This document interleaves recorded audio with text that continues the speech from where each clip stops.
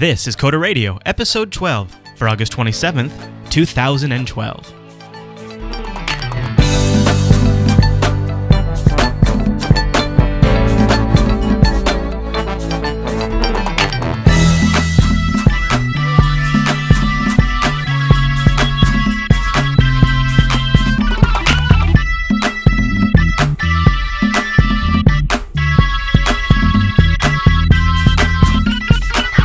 Hi everyone, and welcome to Coda Radio, Jupiter Broadcasting's weekly talk show, taking a pragmatic look at the art and business of software development and related technologies. My name is Chris, and joining us every single week is our host, Michael Dominic. Hey there, Michael.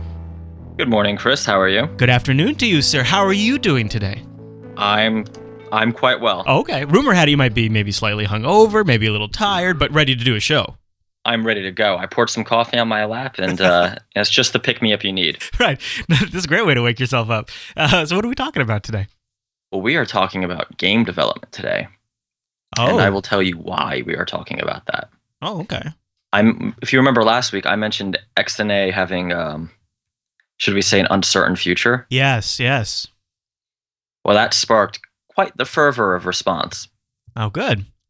So rather than append that to some other topic, I figured let's just do a topic on game development. Awesome. Wow. Okay, this is going to be Possibly fascinating. some alternatives, maybe a deeper understanding of what XNA is and does, and, perhaps where you might go other than XNA. Oh, this is going to be a great show. Well, I know, okay, I'm looking forward to that. But I also know we got a bunch of feedback from last week. Do you want to start with the feedback? Let's start with it. As per tradition. All right, what is our first email that was sent in to codoradio@jupiterbroadcasting.com? Well, these are in no logical order, but TZ, and I'm sure I'm saying that wrong, I apologize, has heard that new programmers should start with C. Okay. So he's kind of questioning that. And he was also asking, what is a JavaScript framework? So I'll answer the second question last. Okay. A JavaScript framework is just like a collection of code that you can use to build a JavaScript app. It's like any other framework, right? So like Cocoa is a framework, collection of code, you build Mac apps. So are things like Node.js a JavaScript framework, or is that something different? I'd call it a framework. Yeah. Okay. And, there's a little bit of there may be a gray line between framework and library depending on the actual tool. That's what I was wondering, yeah. Yeah. Usually if it's really big, it's a framework, and if you're building on it, it's a framework. Like Rails is a framework. Oh, of course, right. So, yeah, obviously. That seems more clear-cut to me. Right. Express is a framework. It's a JavaScript framework, in fact. Yeah. For building Rails type apps with Node.js. So I hope that clears that up. Okay. Regarding the C thing, should all programmers learn C to start? This is sort of like, you start with the not AKA fundamentals maybe is not the right way, but you start somewhere real low, low enough, and maybe if you learn C, you can apply those conventions to other things, that type of logic?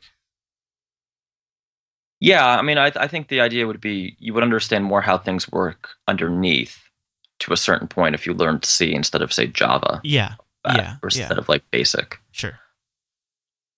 I'm sure there's value in that. I don't think it's, like, absolutely necessary. Okay. And so you would necessarily... because I think I've heard this quite a bit, so I'm sort of surprised to hear you. I mean, I'm not surprised because you're a pragmatist, and if it's not necessary, it's not necessary. But I gotta say, conventional wisdom, I think I've heard this a lot. Yeah, so it's hard for me to say that there's value. I'm sure there is, but, I was taught BASIC first. And I had to go back and learn lower level concepts. Oh, sure, yeah. I went BASIC, VBasic, Java, C++, Objective-C. So I don't have, to me, I only needed to learn the low-level stuff when I needed it, and I learned it kind of piecemeal. Yeah. Maybe I would have been better served knowing C first. I don't know. I can't. But as far as your own trajectory went, it didn't. You don't feel like it was a disservice necessarily in the long run. No, but I also do app development, not system development, right? So if you're working on the Linux kernel, yeah, learning Java is probably a waste of time. Right. Yeah, absolutely. And it's gonna depend really all you need to know is C. Yeah. So again, it depends. I wouldn't say, I wouldn't use that as like a hiring metric to say, oh, what was your first programming language? If that does not equal C, you can't get the job. That would be ridiculous. Right.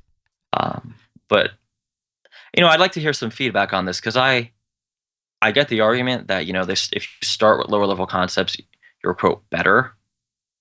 But I'm wondering how true that really is. Right. Honestly, it seems like a lot of these emails, people get too hung up on what to me doesn't really seem like it. It seems like it'd be better to focus on just getting something done and just learning from that.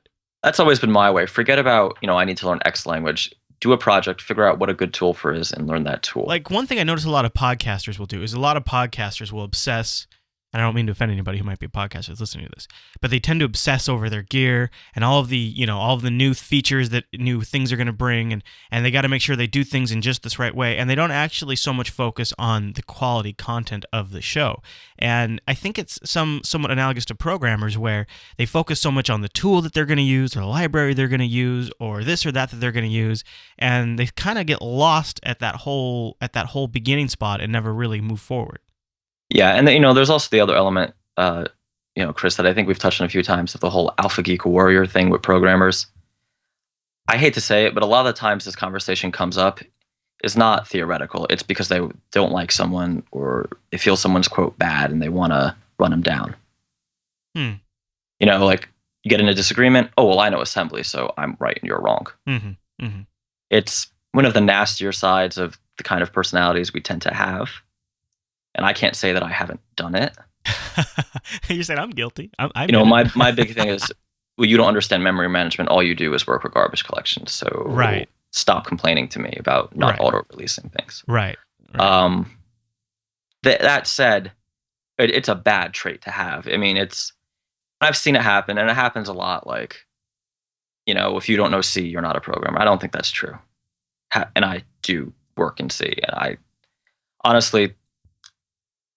Yeah, I mean, I guess I would come down much stronger. This is not only not necessary, but since most kids out of college are going to be doing Java or C#, statistically speaking,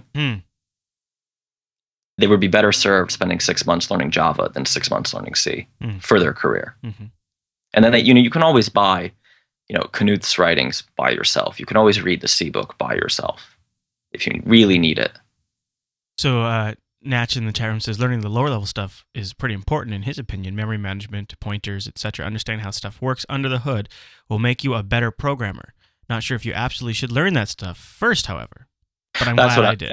And that's basically my point. Like, I question people who don't understand memory management, especially when they get into, iPhone development, where a lot of the times you're doing manual memory management. And to some extent, pointers matter there too. And that's when you get into trouble, right?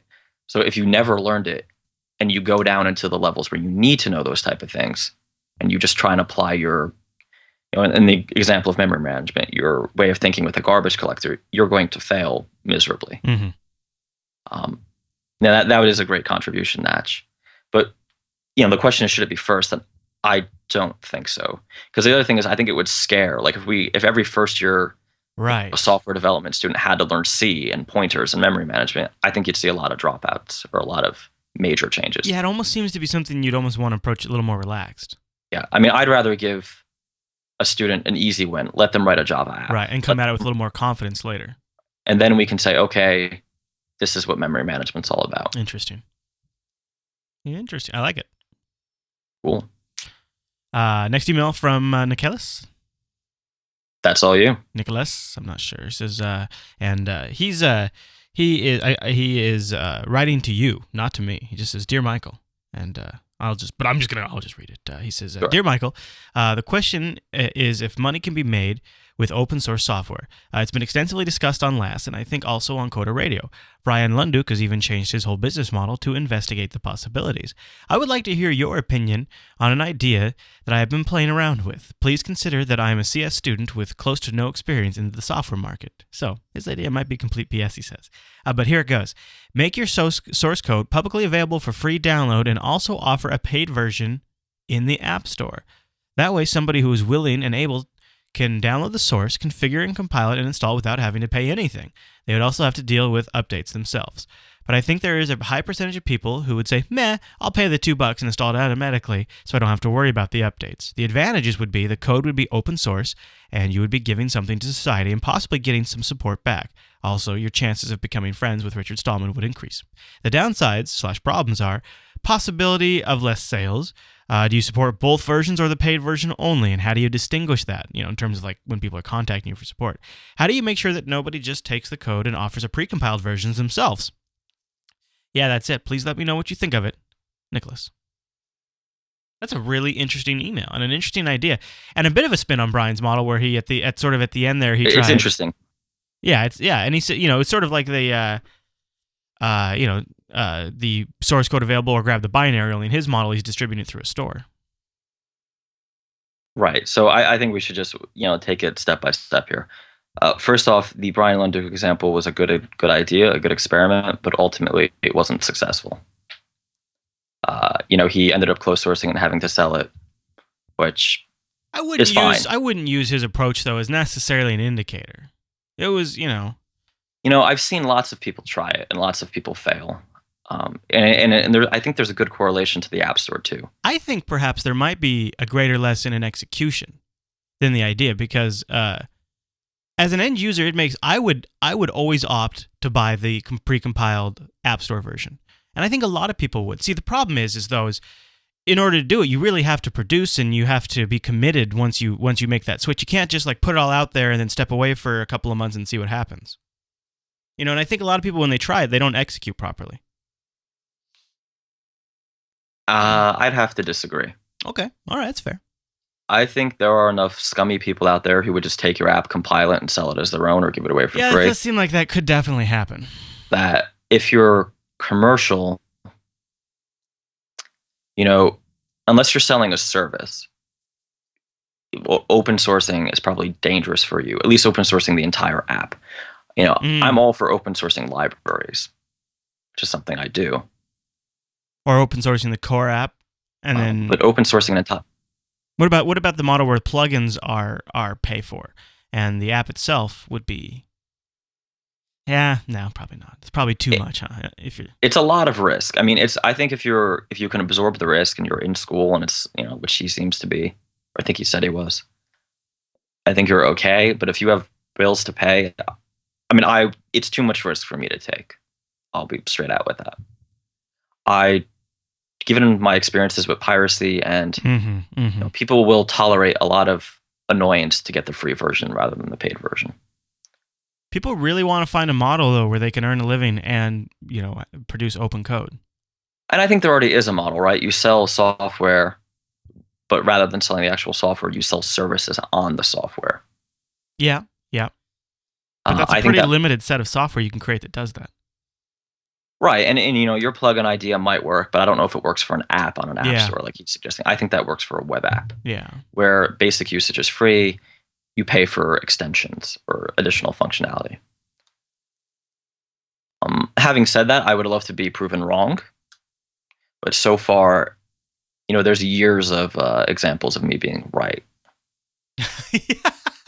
So, and I know that's going to get some flame, and I know that's people don't want to hear that, but there are enough people who will do the bad thing to avoid paying $2 that anything that makes it easier for them to do that is probably foolish. But okay, all right, and I think you're right. But is the model changing though? Because that's the App Store user. Your same logic if you applied your same logic to music piracy, then the iTunes Store wouldn't be making any money. Well, no, it's different, right? So the problem is you can't write your own song. So if the main app is open source and he wants to sell plugins... It only takes one person to publish an unprotected MP3, though. That's not... And one person publishes it and millions of people could download it, but yet the iTunes Store still pulls in $2 billion a year. Circumstantially, it's a broken analogy, though. Fingertip Tech Inc., or whatever his company's name is going to be, doesn't have the resources that Columbia Records does to sue you and have you arrested for releasing that unprotected MP3. Right, so I'm thinking for a small indie dev, prevention is the only recourse. And I may, again, I'm very difficult on piracy. Oh, there's. I mean, I have zero tolerance, Right, basically. right. So, realistically, there is going to be a rate of piracy. But so let's look at the opposite. What is the advantage to him to doing this rather than not doing it and just saying the whole thing's proprietary?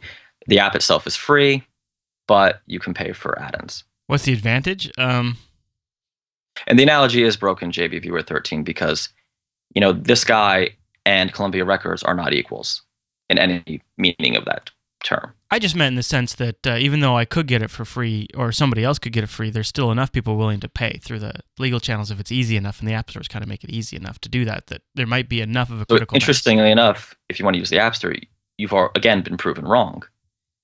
Look at Angry Birds, has fallen heavily in rank out of the App Store in favor of free-to-play versions. Well, yeah. I mean, right now, I'm not saying selling bits in any form, regardless of open source or closed source, is getting harder and harder every day. Yeah. So let's forget about the open source side. The fact that he wants to sell it itself is probably not the way to go anymore. Wow. Wow. And I'm a guy who sells software directly for a living. Would you have to be Adobe to make money on software now? You have to be able to. I mean, even Adobe's doing leases, though. Adobe's doing their Creative Cloud now. What is it, $30 a month? You lease the software. True, that's true. Everybody's going to the future is probably a SaaS model, software as a service. So, I mean, maybe you're right. Maybe open sourcing it doesn't add any extra risk. As a Linux guy, I would always be worried about a really great. This seems to be a problem, and this is only Linux, so I won't spend a ton of time on it. But it seems to be a problem that if an app is truly greatly successful, like what would be the long term outcome for Brian's stuff being open source? Like if it's Comic Viewer, say the community just loved it, right? Right. What would prevent every distro from just compiling that up and shipping it with their distro, and at that point completely saturating the market with a pre-bundled version of that app? Or something that's easily accessible in the repo?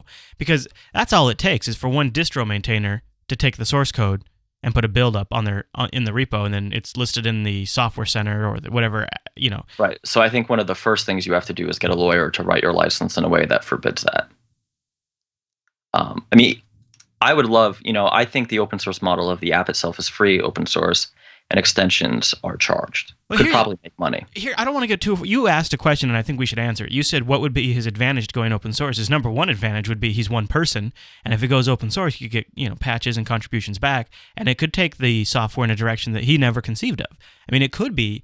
The reality is, people have had the result where contributions come back and significantly enhance the product. I've worked with people who had this online grading system where high school students would have all their grades online, and one of the computer science teachers developed it, and then one of the parents contributed a massive feature set to it, and it was just this awesome back and forth. Right, but then the only contributions he could realistically take are contributions to the core code base. Right? Mm-hmm. So if he's monetizing the extensions or whether he's selling the extensions or doing them as a software as a service model probably isn't relevant, but he still has to keep those proprietary. And if he's really concerned, he probably has to forbid anyone else making extensions. All right, so I don't want to be too down on this, right? I think there's a case where this is a great idea. And that case is he's a student and he doesn't have any marketing budget. Right, absolutely. Because you can get a lot of cachet by doing some kind of partial open source project with with certain communities and certain podcasters, just by using that as a selling point. Now, there are certain communities who that will scare, so you have to be careful. But if it's predominantly targeted at Linux, Nicholas, if I'm you and you really want to do this, I would sell the open source side very hard, and I would be writing every Linux podcast about the app. There you go. Because let's be honest, if it's a big project, if it's good, that community really needs software. That's true, and I would even hit Linux Action Show, Juke Broadcasting, everything. Yeah, and a really well done Linux app is going to get a lot of attention because there's There's sort of one of the things that really helped the Mac platform establish amongst the geeks is just amazing third-party apps. I mean, everybody can kind of, hem and haw about the stuff that Apple bundles in, but Right. the stuff third-party developers make for the Mac is some of the coolest software out there. And now, we're starting to see a few apps on Linux that are like, oh, shoot, this is getting really cool. And the excitement around those particular apps, like a good example would be Lightread, or there's another picture manager app that looks really great. And it's really exciting to see super high quality apps. Yeah, I mean, he definitely has a built-in model here. I just would, with any product, you don't want to make it your sole income source before there's any success, right? Yeah, there you go. Yeah. So even you when need there to is success, it's probably not a good idea. Yeah, you need to be able to take the risk. And Chris, you mentioned Marco Arment. Instapaper is his only income source, according to him. Mm-hmm. So and we were talking about, I think in the pre-show, how upset he is about Twitter. Mm-hmm. That's because anything that harms Instapaper directly harms him. Right. In a very meaningful way. Yeah. So his bet is that he can focus, right? He's betting on that horse because it allows him to assign all of his attention to it. Yeah, I mean, his bet, I don't know how sustainable it is to make one-time purchase $5 app and go on forever. And I'm sure he has some secret plans for like a second app or another version or something. Because eventually you're just going to exhaust the market of people who A, will have iPads and iPhones and even Android devices, and B, will pay $5. Yeah. But I mean, that's neither here nor there. Nicholas, you know what? I changed my mind. Go for it. Wow. Just make sure the extensions are proprietary and don't allow other people to write extensions. And be careful with your license. Don't just make one up. Use something. Get a lawyer. Yeah. I mean, they're expensive, but maybe, if you're in school, that could be your Christmas present from your parents. Mm-hmm. A consultation from an attorney. Wow, there you go. You know what I'd like for Christmas? An attorney. I'm going to jail. Well, all right. Should we move on to we should move on. Simon's email? He has something he wanted to share with us, doesn't he? Simon has an open source German, I'm not sure why he mentioned it's German, project management tool that is similar to OmniFocus. Oh, cool. Because I think I mentioned that last week. Yeah, it is on GitHub. I included a link, and you can go check it out. Reich. Looks like Reich. Reich. Very cool. And he does make the press releases available in English. Reich enables your teams to autonomously administer their tasks according to the Kahn principle. I'm going to say Kahn principle because that sounds awesome. One assumes that this tool is also very organized. I would think so, yeah. I would hope so. Yeah. I wish GitHub pages had better I'd like to see screenshots and stuff like that. I always feel like I'm missing out. Well, they do allow wikis, but I think it's a lot of it's probably a little more work than most devs put in. Yeah. All right, email from George.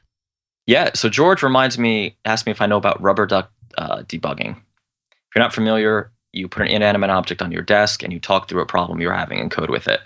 So I do know about it. I have a Darth Vader bobblehead doll that I do that with. Lord Vader's, yes, but he's very cruel. Oh, yeah. He's just a very rough business partner. Yeah, the duck might be a little more understanding. Yes, no. Lord Vader says, it's just my lack of code skill is disturbing. You have failed me for the last time. But honestly, this is a great way to really talk out your problems. You might look like a crazy person. But hey, it works. It works for me. It works for George, and I know a lot of people who use it. Well, there you go. You know what? Darth Chris Lass is back to work in the chat room. I don't know. Wait for it. There he is. Darth Chris Lass is back to work.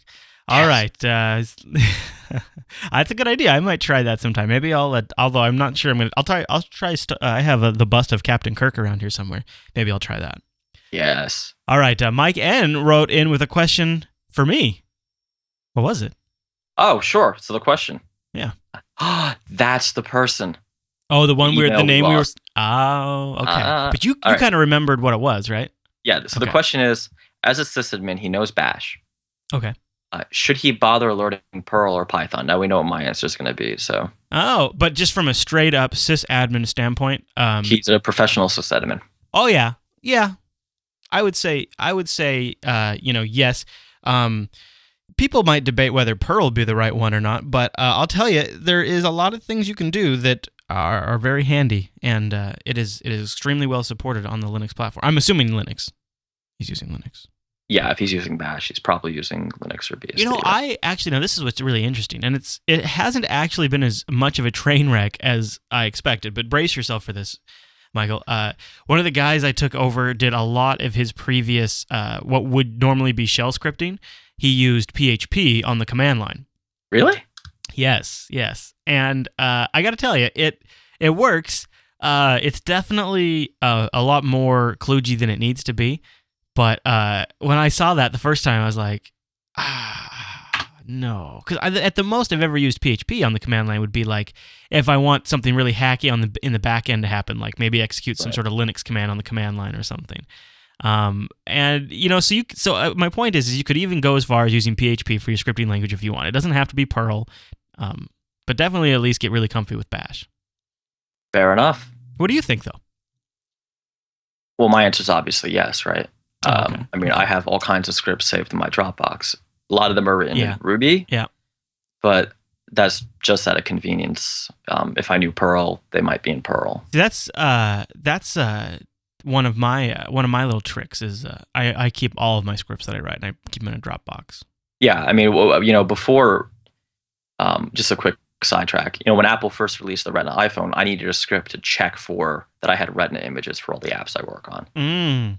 So, you know, and check that the naming convention was right. And you know, 15 minutes later, I had a quick Ruby script that just ran through the directories. You know, yeah. Whenever there's some decision making that needs, what did you write that in?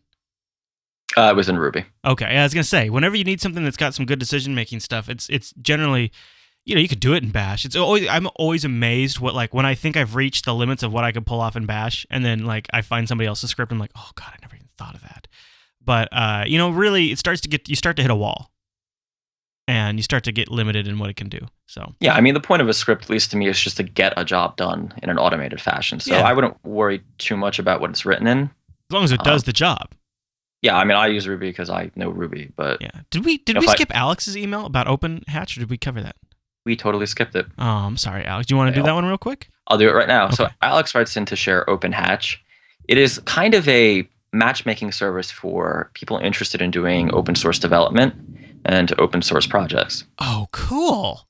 So I haven't used it. So if I wanted to find cool. a project, so this would be like this might be a great way for somebody to kind of just find something that scratches their itch they want to learn on. So they break out into languages or projects or toughness. I like that. That's really cool. So that's at openhatch.org. You guys can check that out. All right. And I do apologize. Thor is having his way with my house right now. So if you hear thunder, that's what that is. Really? You guys got a storm going, huh? Oh my God, it's black outside. Oh, it's a nice sunny day here. Although I'm looking, I can see out my window when I record these podcasts in my office. One of the reasons I like to record my office because I actually get some sunlight. And the leaves are changing colors. I have red leaves out my window. It's unbelievable. We've just podcasted our way right through the whole summer. All right then. Should we talk about Ruby Motion? Along? Yeah. Yep. So Wojtek writes in to want to know what I think of Ruby Motion, which is a abstraction layer that allows you to write iOS apps in Ruby. Well, nobody really hates Ruby in the chat room. All right, nobody does, says Bear. Nobody hates Ruby, right? Right, Michael? Right? We're not even going to go into that.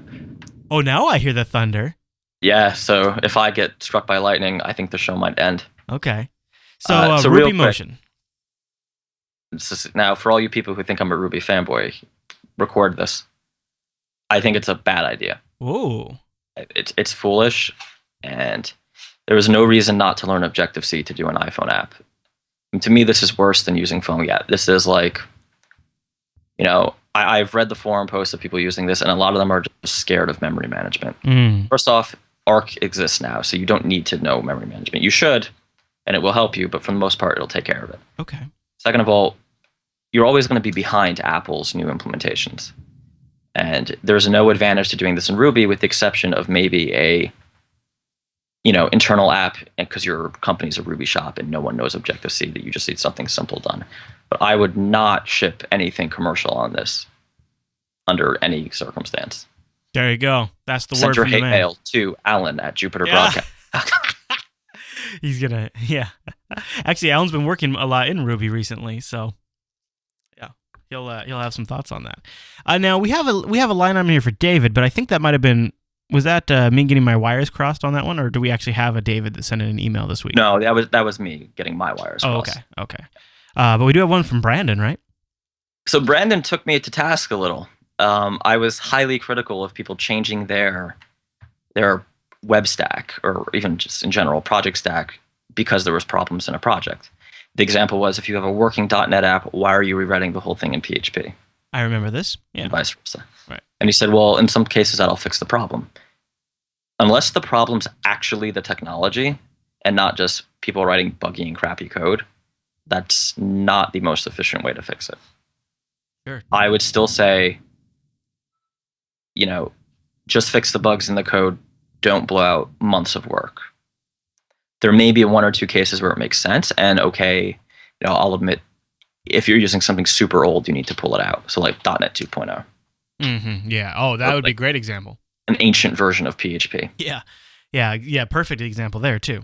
And But the other example would be is if you're on in-house talent left that knows that language and you can't maintain it anymore, and you just got to write to something else. That does happen. Those cases are rare. I mean, they just yeah. A lot of the times I go into projects, I see that, we're rewriting our whole stack, and it's because person Y doesn't like PHP. Yeah, that's more. Person Y hates Rails. It's yeah.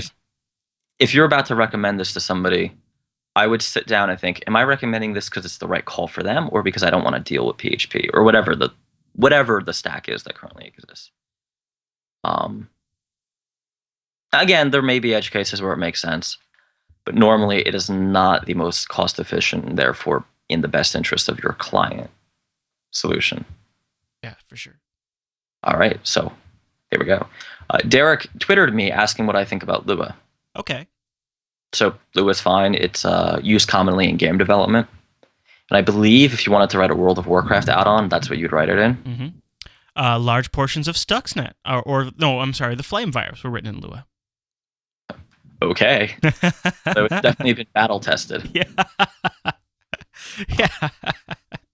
And actually, it segues nicely into our actual topic today. Why games today? Well, before we go to that, why don't I give a quick plug to our affiliate system over here at Jupiter Broadcasting. The entire system is really how the audience supports us directly. We don't have a lot of advertisers. In fact, we don't have a direct advertiser for this show at all. So shows like Coda Radio, really, the whole reason I'm able to sit here at this chair right now and do this show is because of the fine contributions of our audience, either through our monthly donation system. We now have an Amazon system. We now offer Amazon, which is nice. But also through our affiliate links at the bottom of our website for Amazon US and UK and DE. And we also have Netflix and Newegg and ThinkGeek and Best Buy and Audible and Gamefly. And we also have extensions that automatically enable these affiliates and more in your web browser automatically when you visit sites. But probably the one I should talk about in this show is Code School. Code School is a great fit for this audience because it's learning by doing online. And if you use our affiliate, we get a kickback when you sign up. And guess what they have in there, which you might be interested in? Ruby Bits. Ruby Bits. Now, this one is a members-only course, but they have achievements that you get, and they have some screenshots. You can check it out if you want. They also have free courses like ones on Git and things like that. But I don't know, if you want to, if you do want to learn some of this stuff, check out Code School and use our link at the bottom of the site. That way we get a little kickback when you do it. Or any other affiliate, just use their links down there. And we appreciate everyone who supports these shows and keeps us on the air by doing so. All right, Michael, let's talk about gaming. Yes, we will. Just a quick errata. Greywolf correctly points out in the chat you can use Lua for other things. So, yes, and apparently there are web frameworks written in Lua that also can consume Lua. So very good. But it is very big in the gaming industry. Yes. Speaking of which... Yes, so I got a lot of feedback about XNA. A lot of it was not happy feedback. Now, were they disagreeing with you, or they're like, yeah, you're right, it looks like XNA is fading away and we're devastated? Well, apparently there's a large portion of our listeners who actually have side projects that are games. Awesome. And they chose XNA as their platform because it's relatively easy to use and it has been, battle tested. Well, and it did seem like a very flush ecosystem when you consider with Windows and the Xbox and Windows Phone. I mean, not huge in on their own, but combined, very attractive. For sure. And if you've never seen an XNA game, I put two examples in the chat or in the show notes. There's Spelunky and Fez, which I'm sure you've heard of if you've ever looked at indie games. Yeah. Oh, yeah. Oh, lots of great indie games are done at XNA. Lots of good ones. So, Chris, the basic communication went like this. I've been working on this XNA game for 3 months, and now they're pulling the carpet from under me. And I don't want to write this in Direct 2D because I don't want to do C++ or some of the lower level concepts, or in a lot of ways Direct 2D is overkill. Right. Okay. So there's a few things that are of note for these people targeting XBLA. And today's topic is not just about XBLA, but one thing is for your business model, Microsoft actually finally is allowing free-to-play games. A game called Happy Wars will be coming out soon that will be its first free-to-play game. Wow, listen to that. I'm sorry to interrupt, but that rain sounds awesome. You really I'm in a war zone right now. It's great. So, sorry to interrupt. Sure. So if that's a business model you're interested in and you're already working on something for the Xbox, keep that in mind. Yeah, okay. But, I thought, Chris, we'd start at a more introductory level today. Okay. And that, a lot of people seem to want to make games. They don't really know what they need to do because, I feel like they look at like Activision as their game development model. Where everything's super realistic, C++, proper physics, things like that. So a couple things, right? It's never been easier or cheaper to get into game development. I mean, there's a ton of open source frameworks you can use, easy distribution models, for example, the web, even desktop PCs. It may be hard to get into Steam, but it's not hard to get into the Mac App Store. It's not hard to get into, or even direct sales. Mm-hmm. Required knowledge. So if you want to develop games, you should already know how to program, which I'm assuming everybody who listens to this show does. Budget's a little tricky.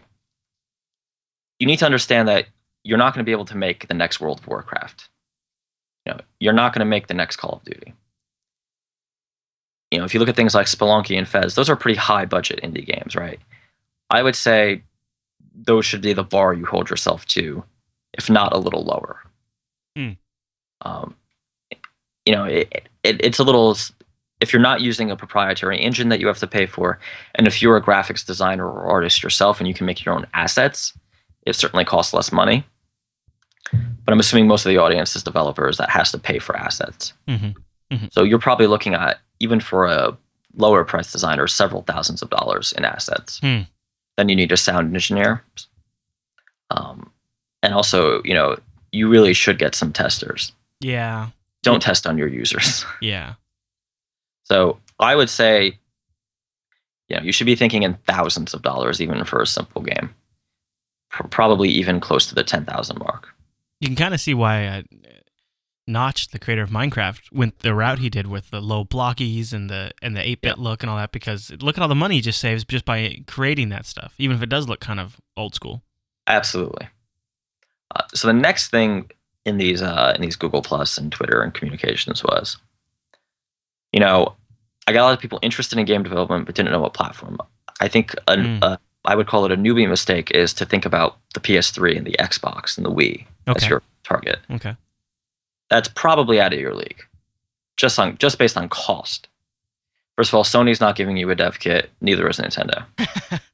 So Microsoft's the only game in town, and XBLA is not like the iTunes Store or like the Android market. You don't just submit an app and it gets approved. Right. They pick you, kind of thing. Or you can submit a proposal and maybe they'll get back to you. Maybe they won't. They probably won't. Next place to jump to would be desktop. Desktop's probably one of the easiest, right? Anybody can write a game, put it up on their website and sell it. Easy peasy. There's Steam, which again is hard. You have to write a proposal. There's things like the Mac App Store, the upcoming Windows App Store. All Good Solutions, the Ubuntu Software Center is probably a great choice if you're a Linux guy. Just due to there's a lot of desire, but there's not a lot of content yet. Mm-hmm. And so it's on the up curve, but you'd definitely be in there now where there's more demand than there is supply. Right.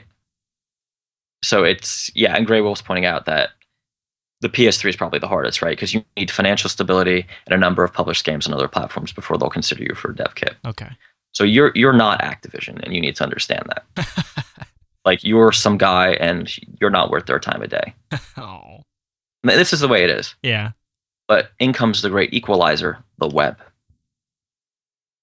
You can do with modern JavaScript frameworks or even Google C++, I forgot what they call it. I think it's the, if someone can help me out really quick in the chat, that'd be great.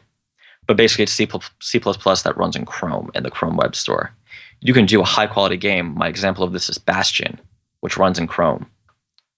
In the web, sell it via that platform, integrate it with possibly Facebook or even Google+, and you don't need anybody's permission. Yeah, it's either Go or native client, right?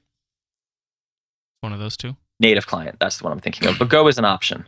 The advantage of native client is it's C++, and you can probably use some other libraries or whatever. So you are really sitting here telling me that the future of successful game monetization is web-based games. That's not what I'm telling you. I'm telling you, if you want to get into game development, if you don't already have a following and some cachet in that industry, Steam's probably out of the question. Right. Consoles are definitely out of the question. Right. Your only choice is to realistically publish your first game without some external force helping you is mobile, Yeah. direct desktop, and web, which I feel is actually the best. See, this is an interesting scenario you're raising. So, but to me, what you're really saying is your two choices are web or mobile. If you want to make a game and you want to make a buck, you got to make it. Desktop's very viable. Why? I mean, desktop's certainly viable. Steam is not the only distribution channel. How does a small indie dev have a snowflake's chance of standing out on the web to get anybody to download and try their game? That's the problem. The problem is with the Chrome Web Store and all this kind of stuff is we're aggregating where people go and we're eliminating sort of the organic discovery to some degree. Right. You need a budget, and that's one of the first things we talk. What do you need? You need to market this yourself. I guess you could do AdWords, you could do Facebook, you could, try to hit up podcasts. I mean, I guess you just do the traditional approach, but it seems like really hard to stand out amongst the noise. It's really hard. And one thing that Volux in the chat brings up, how do you convince people that, if you're selling directly, your game's not full of malware? Exactly. Yes. And Windows users are afraid of that. And savvy Windows users are not. But if you want to hit enough people to make money and sell a game to the masses, you will be dealing with people that are. And that's why I'm recommending the web. And if you can avoid using plugins, that's even better. Yeah, so native client makes things like that, makes it a little more flexible, which you could actually accomplish, right? You could actually pull something off that's pretty significant with native client. You can. I mean, again, they're mentioning Flash in the chat. Don't go with anything that's already dead. That's just silly. That's a zombie. Never go backwards. You always want to go forward. Yes, nice, decisive. But let's be realistic. If you're doing a 2D side scroller, you're doing a Vil type game. Yeah. JavaScript and CSS can do the job. Yeah. And you can put that via Facebook. I'm not going to lie. You need a network of people to advertise for you. You need a community. You need a community. You need what I would call power users who not only put money into the game but evangelize the game. I think you nailed it. I mean, I really do. I mean, look at Jupiter Broadcasting. If it wasn't for the Jupiter Broadcasting community and doing the donations and the affiliates, we would collapse, right? And if I tried to just if I just tried to come out of the gate with 5 or 6 shows a week, that would go nowhere. That would do nothing. You have to have a community. You have to, and yes, you start somewhere, start focused, build a strong community that you want to, cultivate, and then grow it out from there. Exactly. And Chris, I know, we're thinking of some of the problems of these app stores and things like that. Remember, back in the day, you needed to be certified by Sony, Nintendo, Sega, whoever, to even publish. So things are better. Or, even sometimes to get in the box stores, like you had to go through somebody to get into those box stores, even before when you just wanted to be on a shelf. Exactly. So things are far better today than they were in the past. There is more opportunity. Think of success stories. I mean, Minecraft is a huge success story. Yeah. Fez is a success story. Spelunky is a success story. Angry Birds, why not them?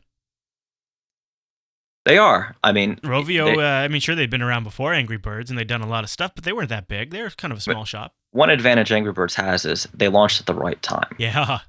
That's why I'm also saying if you're going to go desktop, look at Ubuntu. Yes, that's what I'm saying too. Because looking at the iPhone and the iPad game market, that bar just got really high. Yeah. I mean, Activision has announced that they're getting into the game. and they're going to be selling, no higher than $10 probably. Oh yeah. So they're going to price you out of the market. Your quirky game is not going to really hold up. So you really want to be, you're an indie, you need to take the risk of going with a smaller market. Here's an idea. How about you start with a mobile app? If you only do the first 3 levels, and then if the people buy it, you release more levels as a pay for purchase in-app download. You could do that. And you only develop, you only work on, you keep all your assets and everything you have, but you only make those levels if enough people buy it. That might work. That's evil. Yeah. All right. So should we talk about the actual tech now? Yeah, sure. All right, let's do it. So the first thing you're going to hit, you want to make a game. Great. Let's say you're cloning Super Mario. Okay. Sake of argument. That'd be awesome, actually. First thing you're going to say is you're going to pick a platform, which I think we discussed. Yeah. Then you're going to have to pick your technology stack. Yeah. Now, right now, the big movements are JavaScript or native. Right. And native could be even Google's native client, C++, or, if you're on the iPhone, C++, Android, C++, possibly Java, so on and so forth, Yeah. right? Yeah. Where do you go? My answer would be that we're already assuming you're 2D, because 3D, the budget's a lot higher. If you can get away with doing it with JavaScript and web code, you will probably be better off because that code will be more portable to move to other platforms. Right. Now, there's some hurdles here, especially on Windows 8. If you use WinJS, that code is not portable. So you might as well write it in C# or C++.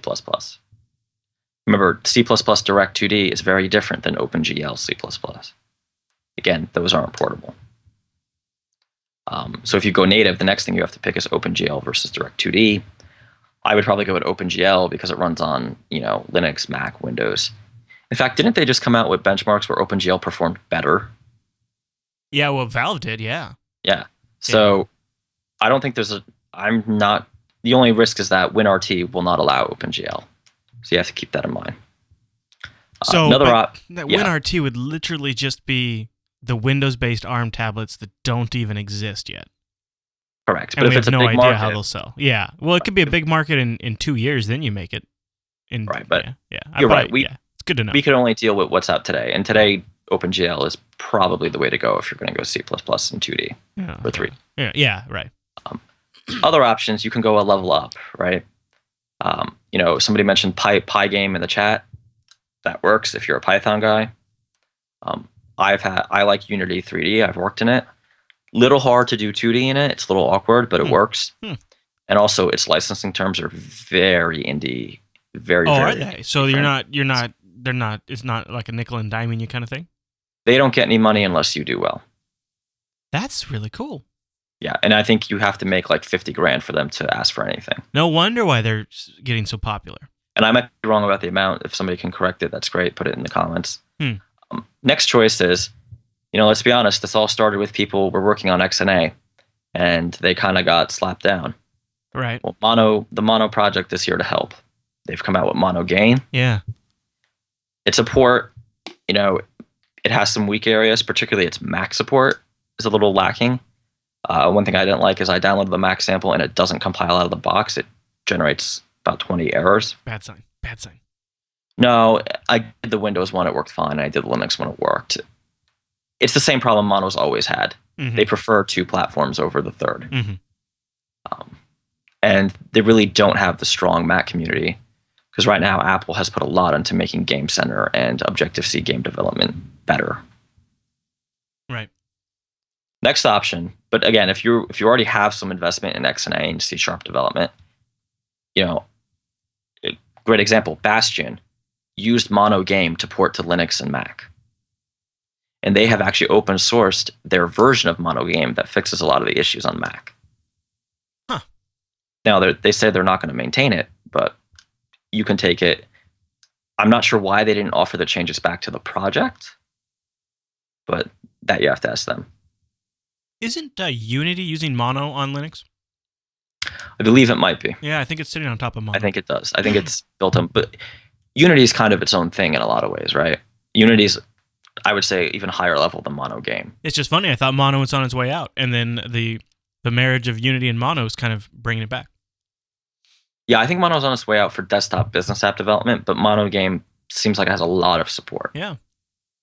The only risk is if Microsoft comes out 2 months later and says, "No, we've done XNA 5." I'm wondering how much of that support will, vaporize. Well, they're working pretty closely with the Mono team, and I would almost suggest they're kind of trying to set them up to help transition that. I would hope so. I mean, it is a well-supported project, and if you're doing C# game development, it's probably worth looking into. Next thing is if you're on iPhone or Mac, there's the Cocos 2D project, which has lots of support. There are lots of games in the App Store shipped on it. It's all Objective-C, so your code is not going to be that portable. So again, that's one of the main questions we had to ask. Are we interested in cross-platform or doing really well on one platform? Right. And I got to say, to be honest with you, I've seen a lot of success with the focusing on one platform at a time approach. I think of, let's go back to Instapaper. Right. He really made a name for himself. And I remember Instagram. Remember the pent-up demand for that for Android by the time they released for Android? Right. They like just guaranteed sales out of the gate, and which is difficult to accomplish on that platform. It's almost like by creating that scarcity and creating demand for it on one platform, and theoretically you could start Android and go to iOS too. It would theoretically maybe work either way, but it's maybe a little easier to get more of a financial success on the iOS platform, and then you generate all this buzz, and then you release on Android, and you've got all this buzz so people buy, and that's actually how you make a good amount of money. Yeah, I mean that's a very possible, and ultimately it will depend on how much your game needs some of the platform-specific features.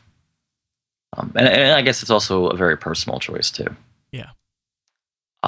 But Chris, being cold and realistic, if you need performance, you need OpenGL, you need Direct2D, one or the other. Yeah. And you need to write your game in C++. So again, you're not Activision. I would.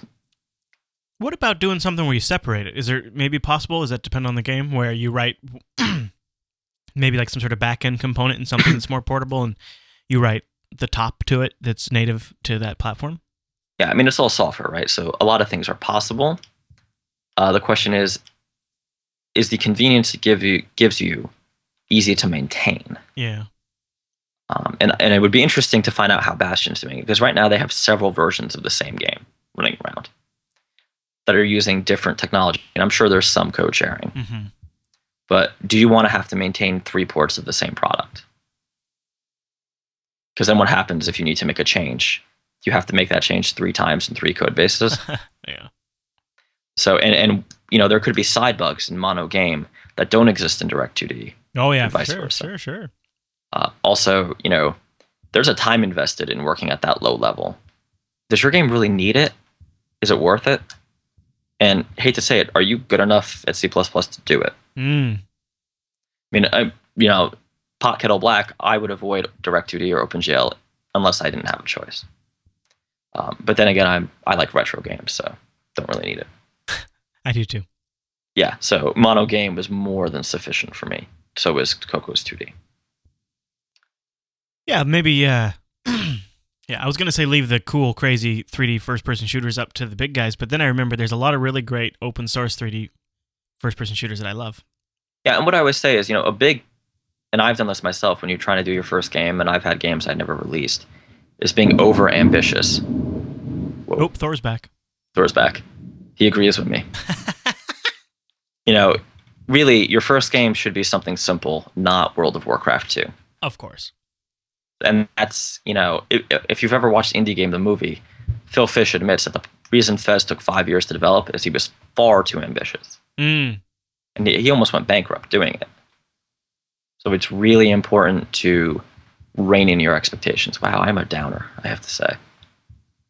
No, you're just trying to tell people to set the sights correctly so that way they're not disappointed and they can have some sort of early on success that helps them sort of step up to the next level and then, capitalize on that success and then capitalize on the next round of success.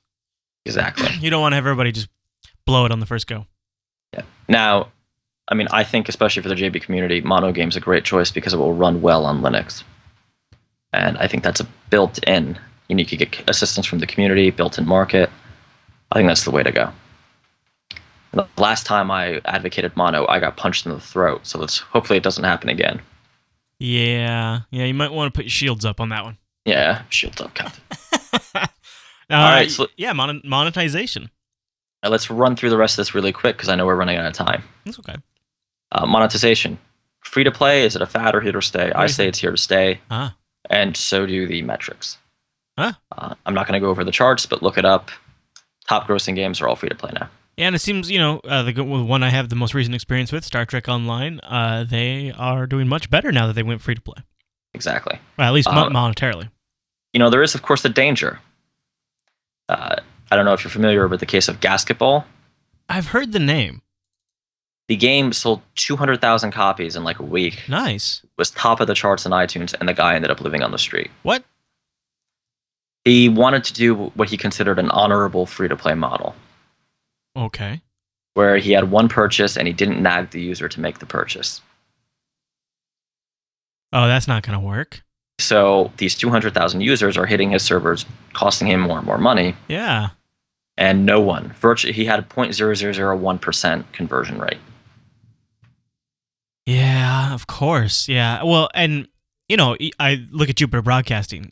We never get donations unless I specifically ask for them, even though those buttons are on the front page and they're on a lot of show pages.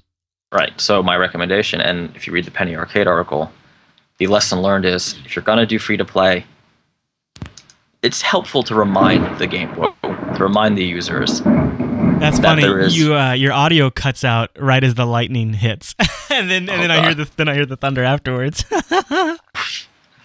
Wow. It's helpful to remind the users about the purchases. Yeah. Especially if you're running a backend system like Amazon that's costing you money every time someone opens the game. And think of ways to incentivize.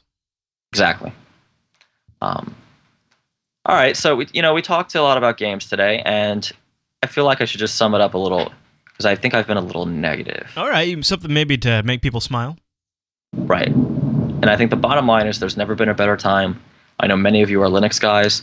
There has never been a bigger market in the Linux space than the Ubuntu Software Center. Yeah. Where it's easy to distribute and easy to collect money. Whoa! Thor would like to mention that OpenSUSE is still very viable as a platform. You should really put your machine on a UPS. On a UPS? Yeah, because your machine's getting a power hit every time the lightning strikes. I can hear it. Oh, it's not a surge protector. Oh, there it goes again. Oh. All right. So if anyone would like to donate me a new computer, System 76, that System would be 76, are you listening? Hello? paying attention. Yeah. No, but seriously, if you have a game idea, boil it down to its minimum viable product and go for it. Yeah. There are lots of open source tools, and there are plenty of code samples for all of the tools I've mentioned today out there on the internet. And if you were to write a code sample and you wanted to share it on GitHub, CodeJournal, right? I could use CodeJournal to do that. You would use CodeJournal to do that. Man, CodeJournalApp.com, is that where I would get that? Indeed. Now, what is CodeJournal app, Michael? CodeJournal is a tool for monitoring your GitHub activity, all the open source projects and closed source projects you work on, and sharing code with your fellow developers. It's a fantastical app for $4.99, and you can find it in your local Mac App Store. Indeed, or you can buy it direct. Oh, yes, of course. That's right. I forgot you're still doing that. You can go over to CodeJournalApp.com and just buy it right direct from him. And there may or may not be enterprise support coming up for those of you who have GitHub Enterprise accounts. Enterprise? Yes, it may already be in testing. But of course, Apple's making me wait 20 days for each update.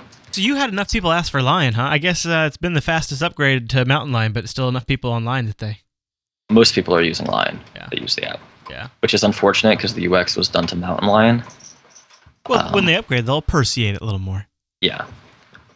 But it's interesting. I think the developer community actually did not upgrade as quickly as they could because of Gatekeeper. Well, who would? It's a tool. I mean, I don't. My production machines, I haven't upgraded them. Yeah. Except for this sound, the one I have the soundboard on. And it's, of course, has a compatibility issue. course. And they haven't submitted the update to the App Store because of sandboxing. Let's not go down that dark road again. I know. All right, tool of the week. Tool of the week. I for people watching the video version, I sneaked it up there because I was checking it out before you talked about it, and I realized my screen was being shown. So some people might already know what it is, but it's Tiled Map Editor. Great. This is for making. Remember Zelda? That nice grid-based game for the NES? Dude. Of course you do. That's a stupid thing to say. You can make those type of grids, and you can make orthogonal. My English is hard. Where they can have the slant to them? Yes. So they can be like, instead of a square grid, it can be those rounded things. This is so cool. This is awesome, and I have in fact used this, and I still use this, and it's written in Qt. I was going to say, written in Qt. Yep. It's cross-platform, Linux, Mac, Windows, open source. They have a link to their GitHub, I believe. And they have a Java version, too. Orthogonal. Guys. Thank you for the pronunciation, guys, Dandy Panda. I mean, it's a tool that does one job, right? It makes your maps. Yeah. Or your levels, I should say, which is perfect. Yeah. I think that's what you want. It can work with Box 2D, and I believe it can work with a few other physics engines. But if you're, Box 2D is probably the most popular one. There you go. That's really cool. So Tiled Map Editor, and we'll have a link to that in the show notes. Now, you do have a book? I do. So I'm actually currently reading it, so I'm cheating a little. Okay. But Think Like a Programmer, it's published by O'Reilly. It's interesting. It's a clever way to approach programming. Oh, yeah? So the writer's walking you through problem solving via C++ and odd cases. So this is a book that if you ever had an annoying professor, he would have given you. Oh, really? It's like your solution works 1 out of a million times, or 999,000 out of a million times, except for this one. And that's the question they gave you in here. Got pretty good reviews, though. It's got it's 4.5 stars. It's actually a quick read. It's a lot of fun. It's not dry, which I'm finding a lot of the C++ Qt books are incredibly dry. Yeah. But it's entertaining. I mean, it is not a straight programming manual, though. So if you were looking for C++, to learn C++, I would recommend something else. But if you already... Yeah, and again, it's so if you want to think like a programmer, then maybe this. Yeah. It's not specific to C++. In fact, a lot of the code is pseudocode. So any C-esque language, you'll be fine. That includes Java. There you go. So, Chris, I have a shameless plug. Go for it, man. Or another shameless plug. Well, that's all right. So, in October, I will have some availability for consulting projects. Oh, okay. Anybody needs any help with either Mac, iOS, web, possibly Android. But for the last 7 months, I've been doing predominantly web and Apple-related stuff, with the exception of the Qt project. Feel free to drop me a line. I can send you samples and things like that. There you go. Again, that's not till October. Okay. But you can get the ball rolling. What's the best today. way for them to... Do you want them to just email the Coda Radio email address? Or just email Coda Radio, and I'll email you back from my work one. There you go. And you can hire the man himself. That's a great way to go. Indeed.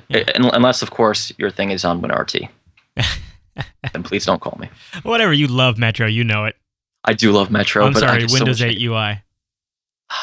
Did they not come out with a name yet? No, that's it. They officially going with the Windows 8 UI. No, they're not. Really? Look it up. That's such a bad name.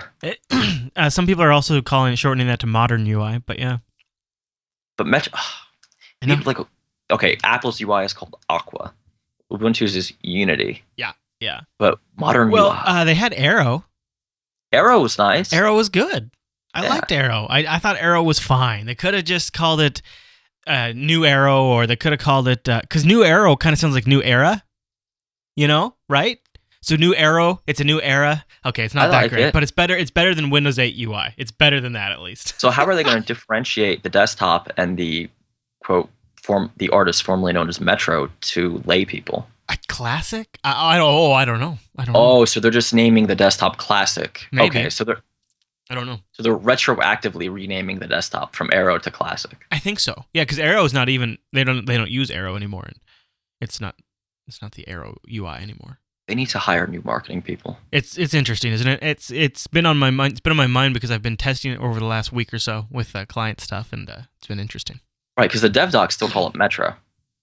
A lot of stuff does. Yeah. Interesting. The actual like books that were being written during its development time all still call it Metro too. It was sort of a last minute thing. That's already then that should be sufficiently confusing. You'd think Microsoft would have the cash to take care of that situation. Well, it was because of a lawsuit, right? It's not. Brett, it's not voluntary. I actually think it was more of an issue with threat against developers, because I don't think they had so much issue with Microsoft using Metro. It was going to be the thousands of apps that would have Metro in the name and sort of dilute. So it's a European company that's really big called Metro EU, Metro Right. something. I see. So it would dilute their brand. They were more concerned about, and then so Microsoft might have been worried that they would go after developers Wow. for trademarks. So they were like, so it might actually be to help the developers out. Well, I guess it's fine. I just wish they came out with another name so like I could call things. Names are helpful. Yeah. that's They the ought to bottom name line. it Unity. I hear that's a popular one. Everything else is called Unity. Just call it MS Unity. Perfect. There you go. All right. All right, Well, I Chris. think that just about wraps us up. Yeah. Yep. All right. Where can people find you throughout the week, Michael? You can find me on Google Plus at my name or Twitter at Dumanuko or app.net at Dumanuko. Yeah, you survived the storm. Now you can find me on Twitter. I'm twitter.com/ChrisLAS. I'm also ChrisLAS on app.net. Ta-da! And you can just search for Chris Fisher on Google+. Now, Coder Radio is live. Thank you, chat room, for joining us on Mondays at 9 a.m. Pacific, which is noon Eastern, over at jblive.tv and jblive.info for the audio. You can email us, coderradio@jupiterbroadcasting.com, and download the show Monday afternoons over at Jupiter Broadcasting in just about any format you could possibly desire. Thanks for joining us this week. We'll see you right back here next week.